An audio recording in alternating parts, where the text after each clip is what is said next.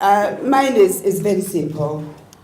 Is to convey the President's message that the UN remains a critical partner in our development journey and has been a very strong and path-breaking partner since the Union was opened in '96. The main point is we look forward to turning this from a document to an action plan that delivers results. And we want results quickly, concretely, and in a timely manner, because we are on a clock. Come 2022, when this UNDAF comes to an end, we want to be able to look back and say that in the 2 terms that President Kenyatta was in power, working in partnership with UN agencies and other partners, these were the results that were achieved, and be able to do so in a manner that you can feel and touch and see. So my challenge is simple. How is this document going to turn into benefits that change in a positive manner the lives of the ordinary Kenyan? 2 more points. I looked at the evaluation of the UNDAF that has just ended and noted 3 points. 1, the UNDAF was relevant. This one is even more so because it combines the Vision 2030 with the Big 4, and we appreciate that sensitivity by the UN. The second was that the measurement of results was mixed because the baselines were not clear and the outcomes were not specifically outlined. A few even more so when I look at the results matrix.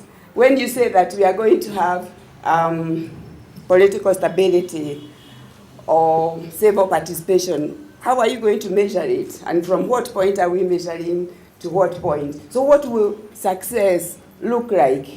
So messages that you revisit that results matrix and try to concretize the results that will measure success.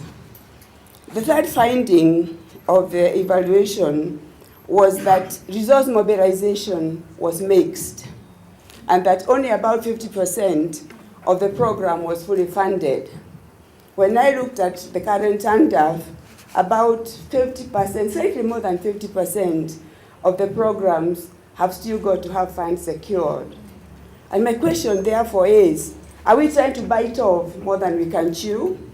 Are we taking the right fundraising approach that perhaps might require a different approach in terms of partnership, in terms of maybe getting resources from other partners but working with them? Something doesn't seem to work. There's no point of having such a huge budget if only 50% of that is going to be achieved. And then finally, we all struggle to deliver as one, as perhaps discussions in the last few days might have indicated, even in government. But we appreciate it when the UN comes together and does something together. At a minimum, it reduces the transaction costs.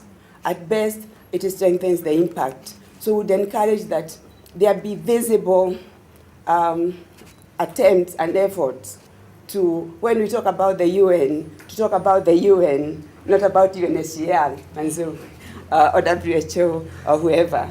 And we haven't seen enough of that. Forgive me for pushing this a little bit. But we also learned some things in the last 4 years. Coordination of effective program takes time, it's time consuming, but with persistence, it delivers results. I've been working with some of you on the cross-border program that we believe is a path-breaking program.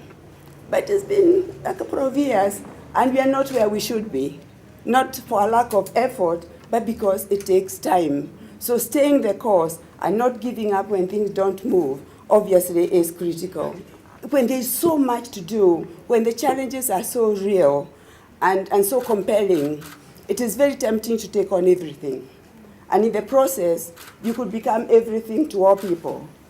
And I would like to challenge the UN perhaps even as we have the UNDAF, even as we have the framework, to see where do you have a true comparative advantage.